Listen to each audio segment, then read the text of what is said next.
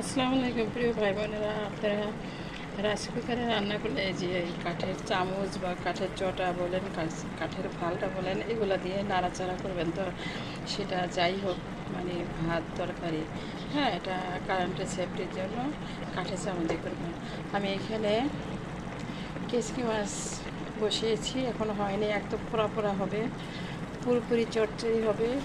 সাথে যে জলপাই দিয়েছি, জলপাই মানে টক হবে না, ধনেপাতা দিয়েছি, একটা আলু কুচি কুচি করে দিয়েছি, চিকন করে ভাজি করে দিয়েছি, এই যে কিছু সবজি দিয়েছি চিকন চিকন করে।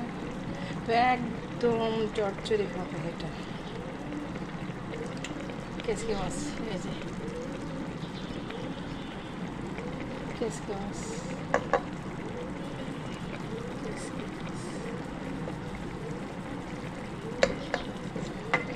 ঠিক আছে। আমার চ্যানেলটি লাইক দিয়ে সাবস্ক্রাইব করে আমাকে সাপোর্ট করবেন, পাশে থাকবেন। সবাই ভালো থাকেন। আসসালামু আলাইকুম।